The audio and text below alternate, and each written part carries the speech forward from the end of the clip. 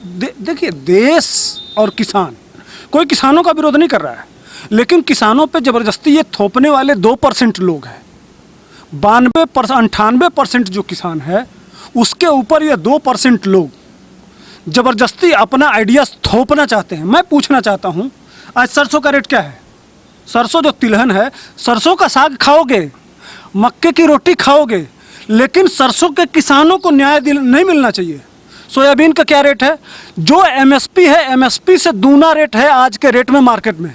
Soybean जो market का rate है, एमएसपी के रेट से दूना में मार्केट में बिक रहा है। सरसों का जो एमएसपी का रेट है उससे दूना मार्केट में बिक रहा है। वो किसान जब उपजाएगा तो वह किसके पास ले जाएगा?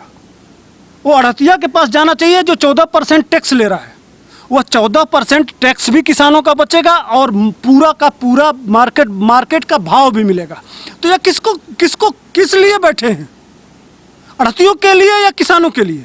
यह देश को समझना चाहिए कि यह जो आंदोलन हो रहा है वो अड़तियों के लिए हो रहा है कि किसानों के लिए हो रहा है। मेरा सवाल बस इतना है, ये बता दे, पूछिए, इनसे पूछिए जो किसान नेता हैं, इनसे पूछिए जाके कि सोयाबीन का मार्केट में क्या रेट है, एमएसपी कितना है, बता दें। ये जितने लोग बैठे हुए हैं किसान नेता, जो बड़े बड़े जो करोड़पति हैं, 700 करोड़, 800 करोड़, 1000 करोड़, अरे मोदी की बात कर रहे हैं, प्रधानमंत्री जी की बात कर रहे हैं। यहाँ जितने किसान नेता हैं उनसे सबसे गरीब हैं हमारे प्रधानमंत्री, इनकी हैसियत पता कर लीजिए। यह सब लोग एक एक हमारे उत्तर प्रदेश के बहुत भारतीय किसान यूनियन के जो राकेश टिकैत जी हैं, 2 बार चुनाव लड़ चुके हैं। जानते हैं कितना वोट पाए थे? दोनों बार इनकी जमानत जब्त हो गई थी। वह नेता आज किसानों के नेता हैं। जब जनता के बीच में जाते हैं तो इनकी हैसियत रहती है कि इनकी जमानत जब्त हो जाती है। वह जो देश में सबसे पूरा देश जिसको मतदान किया है, जिसको अपना नेता बनाया है, उस हीरो को, उस विचारवान को, जो 3 बार मुख्यमंत्री रहते हुए कभी करोड़पति बन नहीं पाया, जो मुख्यमंत्री होते हुए जो वहाँ से निकले गुजरात से हमारे प्रधानमंत्री, तो अपना जो तनख्वाह 70 लाख रुपए के आसपास तनख्वाह बचा हुआ था, वह तनख्वाह उन बच्चियों को दे दिए जो अनाथ थी। कितना काम किए हो भाई? इस देश के लिए क्या किए हो? पूछता है भारत। जरा बताओ तो क्या किए हो किसान नेता लोग? एक किसान नेता हैं जो 700 करोड़ के मालिक हैं। पहली बार चुनाव लड़े तो 40 करोड़ दिखाए, उसके बाद 700 करोड़ दिखा दिए। ये हैं इन किसानों के नेता। ऐसे लोगों को बरबरा राव, शर्जील इमाम, उमर खालिद, ये देख रहे हैं ललका झंडा, ललका। और सुनिए सबसे बड़ी बात, केरल, अब कल 18 न्यूज़ 18 पे यह सूचना आई थी और दिखाया गया है, जहां ये लाल झंडा वाले हैं, जहां इनकी सरकार है, वहां के 70% किसान इस कानून के साथ है। न्यूज़ 18 सुन लो भाई। आम लोगों का सर्वे है, राजस्थान का सर्वे, उसमें 75% किसान ये वह सरकारें हैं जहां भाजपा नहीं है।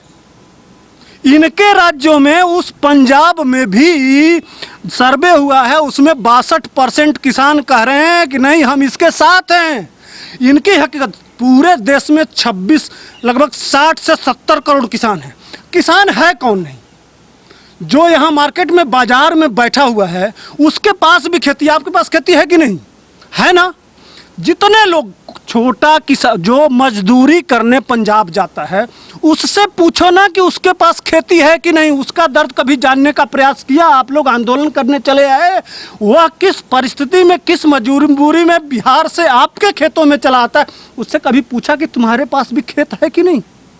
उसके पास भी खेत है, लेकिन वह मजबूर क्यों है? बिहार से आपके पंजाब चला आता है मजदूरी करने, वह भी खेतिहर है, उसके पास भी खेत है, उसकी क्या मजबूरी है? उसका डेवलपमेंट होना चाहिए कि नहीं? उसके लिए आप आवाज़ उठा रहे हैं क्या? उनसे पूछिए ना, उन परिवारों से जाके पूछिए जो 3 से 4 लाख लोग। यह हम नहीं कर रहे हैं। आपके मनमोहन सिंह की सरकार ने बताया था कि 3 लाख किसान आत्महत्या कर लिए हैं। कभी उन परिवारों में गए हैं क्या? कैसी परिस्थिति में, किस मजबूरी में वो आत्महत्या कर लिए होंगे? शर्मा जी, पूछता है भारत। उनके लिए भी एक आवाज़ उठा दो भाई। कब तक ये शर्जील इमाम और उमर खालिद और बरबरा राव के लिए आप आंदोलन करोगे? क्यों? पूछता है भारत, जानना चाहता है भारत। गरीबों का दर्द है, गरीबों के हमदर्द हैं हमारे प्रधानमंत्री, इसलिए देश से आपकी आवाज़ नहीं मिल पा रही है।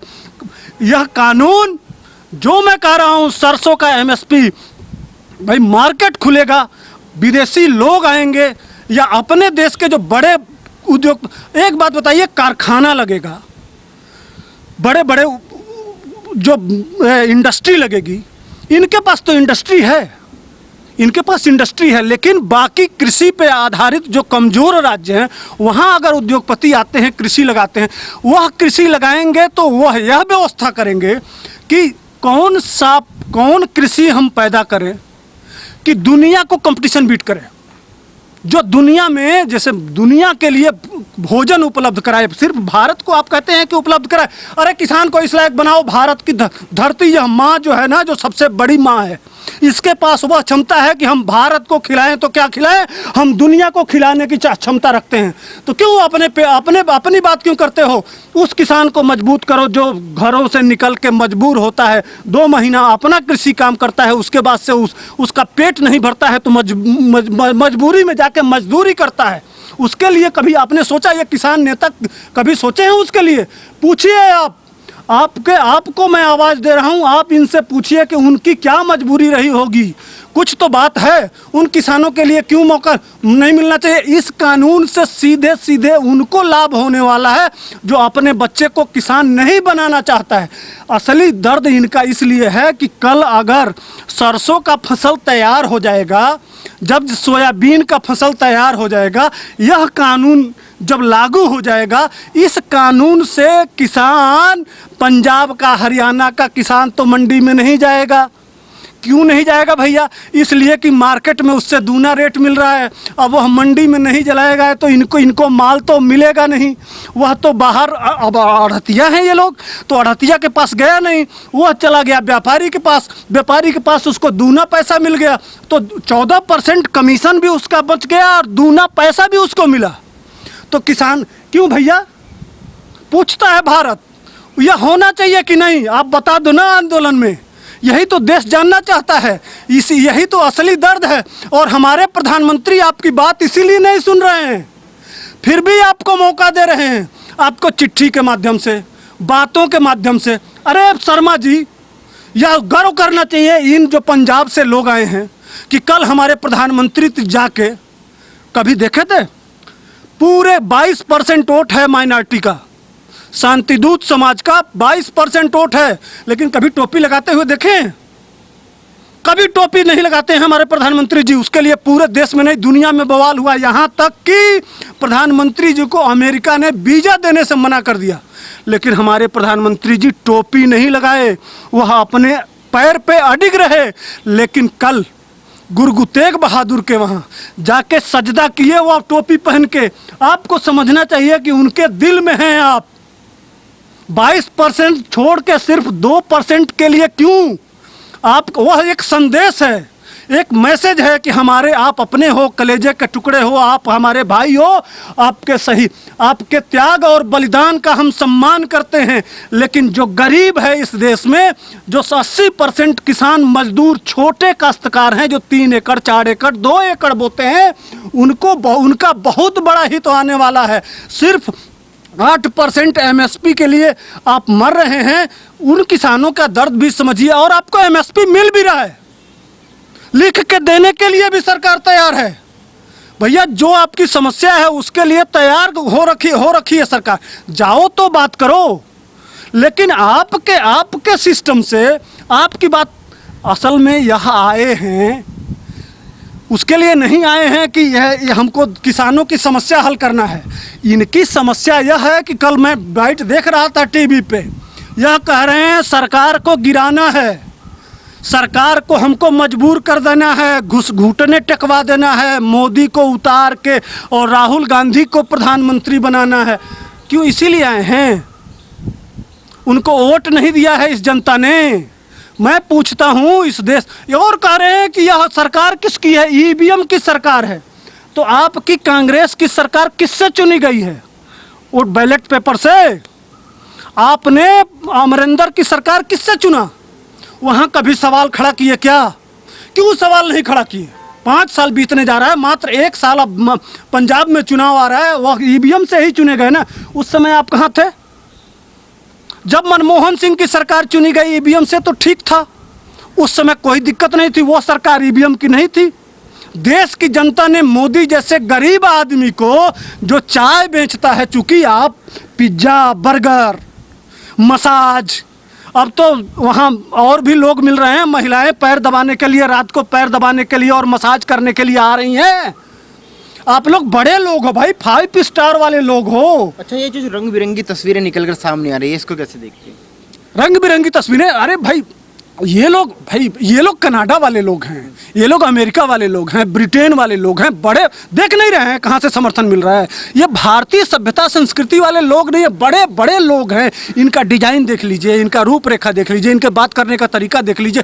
कहीं संविधान, लोकतंत्र और इन बातों का कहीं चर्चा देख रहे हैं कि सिर्फ प्रधानमंत्री को मारेंगे, हमने इंदिरा गांधी को मार दिया, मोदी को मार देंगे, और वो तलवार लेके नाच रहे हैं, वहाँ वो खेल रहे हैं, दिखा रहे हैं कि अरे भैया, आप किसानों की बात करने आए हो कि यहाँ दंगा कराने आए हो? तलवार भांजने की वहाँ क्या जरूरत है? हमारा देश संविधान से चलता है, लोकतंत्र से चलता है कि तलवार से चलता है? आप तलवार वाले होंगे, लेकिन हम लोग संविधान और इस लोकतंत्र में विश्वास करते हैं, और चुनी हुई सरकार है, और 2% लोगों के बल पे वह सरकार नहीं है भैया। 60 करोड़ लोग वोट दिए हैं, और 60 करोड़ लोगों का वोट मतदान हुआ है।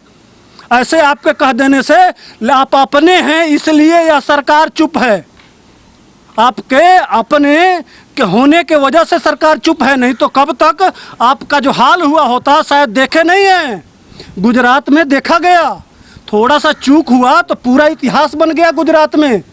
लेकिन आप अपने हैं, दिल के कलेजे के टुकड़े हैं, आपको हमेशा हम दिल में रखते हैं, हमारे प्रधानमंत्री दिल में रखते हैं, या देश दिल में रखता है। नहीं तो आप जिस तरह से उसी मंच से जब 100 करोड़ हिंदुओं को गाली दी जाती है और आप ताली बजाते हैं तो बहुत दर्द होता है। जब इस देश के टुकड़े टुकड़े करने वाले शर्जील इमाम का जब पोस्टर लहराते हैं और उसको आज़ाद करने की और जेल से रिहा करने की बात करते हैं तो इस दिल में बहुत ठेस पहुंचता है। जब उस बरबरा राव के रिहाई के लिए आप मांग करते हैं, जो कम से कम सैकड़ों हमारे वर्दीधारी भाइयों को जो ये मार देते हैं आतंकवादी, उनको उनके समर्थन में जो खड़ा होता है, उसके लिए जब आप आवाज़ उठाते हैं और उसके रिहाई की बात करते हैं तो दिल में दर्द होता है। वह जो दिल्ली में दंगा करा के हजारों सिख परिवारों की फैक्ट्रियों को जलवा देता है, उसके रिहाई की जब बात करते हैं तब दिल में चोट लगता है।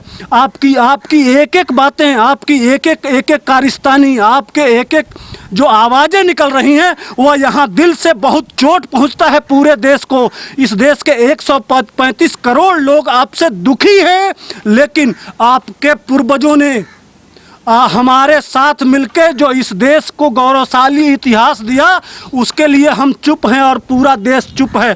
और हम इंतज़ार कर रहे हैं कि कहीं आप सही रास्ते पे आएंगे और यह देश की जो 60 करोड़ लोग जो मतदान करके सरकार बनाए हैं, उसके कंधा से कंधा मिला के आप भी इस देश के संविधान, कानून और व्यवस्था के साथ चलेंगे। इसलिए अभी चुप हैं, वरना 1 लाख लोग आए हैं और 5.5 लाख के आसपास लोग मर गए हैं इसी कानून के तहत। अब कितना मारोगे, कितना खून कितने लोगों को मरवाओगे? 12-13 लोग मर गए तो पूरे देश में तुम पोस्टर लगा के, और वहाँ राहुल गांधी से लेकर सोनिया गांधी और सारे लोग बात कर रहे हैं। एक बार जरा 3 लाख लोग जो मर गए उनके परिवारों के बारे में भी सोच लिया करो, किस परिस्थिति में मर गए होंगे, क्यों मर गए होंगे।